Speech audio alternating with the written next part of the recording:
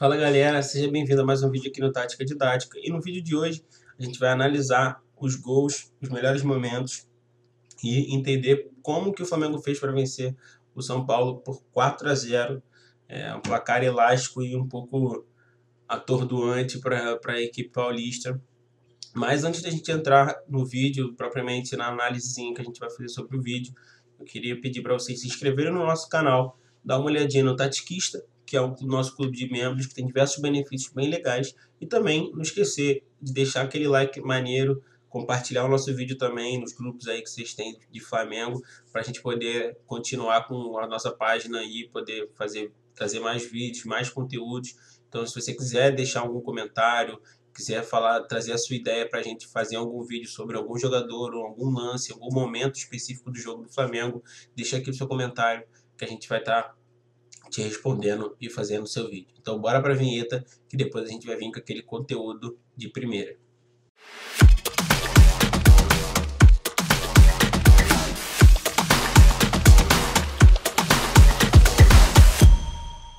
Bom, hoje a gente vai começar um pouquinho diferente. Em vez da gente ir direto nos frames da partida, a gente vai trazer, a gente vai ter algum momento do jogo, a gente vai trazer um campinho para poder tentar explicar como que funcionou o Flamengo, como que a equipe do Flamengo está se postando em campo recentemente. Desde alguns jogos para trás, o Renato Gaúcho tem utilizado, mais ou menos uns 5, 6 jogos para trás, o Renato Gaúcho tem usado o 4-4-2, ou 4-2-4, né, como formação. O que isso faz com que o Flamengo, como que isso auxilia o Flamengo, tá?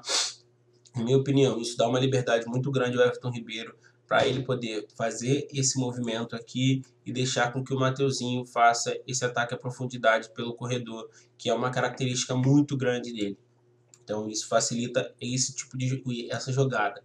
Essa dupla entre Michael e Bruno Henrique também é uma dupla que tem funcionado bastante. O Bruno Henrique pesando na área, junto com o Gabigol, eles atacando a última linha e o Michael ficando um pouco mais aberto, tendo um pouco mais de liberdade, um pouco mais de distância. Diogo, o que isso ajuda no jogo do Michael, que foi o jogador que a gente deu um destaque essa semana? O Michael ele é um jogador que precisa de espaço para poder driblar. Ele é um jogador que tem ele tem como característica o drible em condução. Ele tem a característica do drible em velocidade.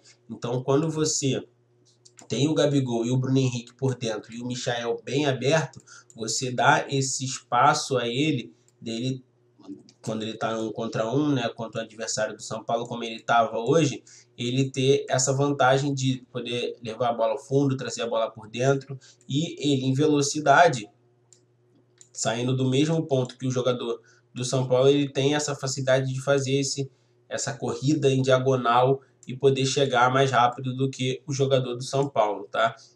Ou um adversário, ou a maioria dos adversários que ele enfrenta. Então, eu acho que isso é uma outra dinâmica que o Flamengo tem utilizado muito bem e tem sortido bastante efeito. Uma outra facilidade que o Flamengo tem de usar principalmente o Davi Luiz e o Rodrigo Caio é a construção de jogo com dois zagueiros que têm o passe muito bom.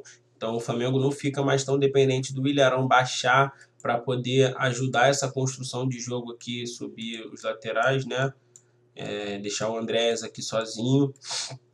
Então o Flamengo ganha com qualidade de jogo com Rodrigo Caio e Davi Luiz, e aí o Arão só precisa baixar caso eles estejam sendo marcados por dois atacantes. Então é mais uma dinâmica que o Flamengo tem apresentado, que tem sido bem legal de analisar, de enxergar, de entender como que tem funcionado. Então acho que essas foram as dinâmicas, mais ou menos as principais dinâmicas que o Flamengo tem utilizado dessa formação. Normalmente, o Flamengo com a Arrascaeta nessa posição, a Arrascaeta faz esse movimento para dentro também, além do Bruno Henrique, né, além do Everton Ribeiro, desculpa, e aí na maior parte dos momentos quem fica aberto é o Bruno Henrique e o Arrascaeta faz esse segundo homem, né, substituindo aqui o Michael pelo Arrascaeta junto com o Gabigol, e o Bruno Henrique fica sendo esse homem da velocidade pelo corredor lateral, ao invés do Michael. Mas eu acho que tem rendido bastante assim. Eu acho que é uma pulga na orelha muito grande do Renato Gaúcho, porque o Michael está numa fase muito boa. Ele é o artilheiro do Flamengo ele é o artilheiro do Flamengo na, no Campeonato Brasileiro, desculpa, e essa mudança, essa fase que o Michael tá, com certeza está refletindo no seu rendimento e aí está fazendo com que ele talvez seja cotado para ser talvez até um dos titulares nessa final de Libertadores. Tá? Então vamos para os frames aqui do jogo, os frames da partida, e depois desses frames da partida, com os frames da partida, a gente vai entender mais ou menos como que o Flamengo se portou em campo, como que o Flamengo fez para conseguir vencer o São Paulo e conseguir bater o São Paulo. Mesmo com um a mais, né? Mesmo com um a mais, o Flamengo não deixou o São Paulo abrir ou aumentar o placar ou chegar próximo do placar. O Flamengo teve uma partida, eu acho que a principal coisa que pode ser comentada sobre a partida do Flamengo foi a velocidade e a dinâmica de jogo. O Flamengo veio numa intensidade muito acima da intensidade dos jogadores do São Paulo, e essa dinâmica, essa dificuldade que os jogadores do São Paulo tiveram contra os jogadores do Flamengo, eu acho que se deu muito a essa velocidade mesmo, como que o Flamengo vinha pro tudo ou nada, o Flamengo vinha para enfrentar o São Paulo de igual para igual, mesmo fora de casa. O Flamengo não veio para se aproveitar somente dos contra-ataques ou qualquer situação desse tipo. O Flamengo veio para vencer a partida, assim como deve ser mesmo. E só que além disso, o Flamengo veio pro tudo ou nada. O Flamengo veio logo no início do jogo, a gente já conseguiu identificar como seria o jogo do Flamengo, e isso foi o principal motivo, assim, a principal coisa que fez com que o Flamengo fizesse esse primeiro gol. E esse primeiro gol saiu com o Flamengo pressionando o seu adversário, pressionando muito o seu adversário. Como a gente pode ver, a bola tinha acabado de sair, tinha 14 segundos de jogo, e o Flamengo já estava com seus jogadores fechando as linhas de passe e praticamente igualdade numérica. O São Paulo tinha 3 aqui, o Flamengo tinha 2, mas esse jogador daqui, ele já estava com muita dificuldade de receber a bola, porque o Miranda estava em velocidade, já na disputa de bola com o Bruno Henrique. Então, o Bruno Henrique chega aqui já fechando essa linha de passe. O Flamengo, o Flamengo meio que indica qual jogador que o São Paulo vai conseguir distribuir a bola. O Gabigol, ele está temporizando, fechando o passe aqui e fechando o passe aqui. O Everton Ribeiro percebe que o Gabigol está fazendo essa divisão e pressiona esse adversário aqui. Então, qual é o único jogador que a gente falou aqui que ficou com um pouco mais de liberdade? O Lisieiro. E aí a gente tem que elogiar também a leitura do André de acelerar para poder fazer essa disputa de bola com o Lisieiro. O Lisieiro de costas tenta dar um drible, tenta fazer um domínio assertivo já driblando o Andrés, mas ele não consegue. O Andrés recupera a bola, toca no Bruno Henrique, o Gabigol sai, e com 20 segundos de jogo, 25, o Flamengo abre 1-0. E isso é muito impactante, não só psicologicamente, né, para o rendimento dos atletas do São Paulo, mas para a estratégia de jogo que o treinador do São Paulo armou. Isso impacta diretamente, isso faz com que as dinâmicas do jogo fiquem um pouco diferentes, a equipe fique um pouco mais pilhada. E eu acho que o Flamengo soube dosar a sua intensidade. O Flamengo foi intenso, mas dentro da sua ideologia, que era pressionar o adversário e encontrar jogadas na entrelinhas. O Davi Luiz já tinha achado 2 passes assim, um passe assim, 2 não, um passe assim, e o Arão no segundo passe nas janelas, né, que a gente chama, que é esses intervalos entre as linhas dos jogadores do São Paulo aqui, ó, esse intervalo aqui e esse outro intervalo. O Arão acha o Everton Ribeiro no entrelinhas, e aí que a gente conta, foi o que eu falei, com o Everton Ribeiro saindo do corredor direito do ataque do Flamengo para o corredor central para receber essa bola e encontrar o Michael em velocidade. E aí o Flamengo conta com uma das suas melhores características, que é o drible em velocidade, que é a condução em velocidade, e aí faz com que o Flamengo ele dá o passe para o Bruno Henrique e o Flamengo abre o placar 3 minutos de jogo, antes dos 5 minutos de jogo estava 2-0, e aí a gente já sabia que ia ser uma partida muito atípica, até para a gente fazer uma análise, e ainda mais contando que logo depois, aos 10 minutos, o jogador do São Paulo foi expulso. Então, o que a gente conseguiu enxergar depois disso?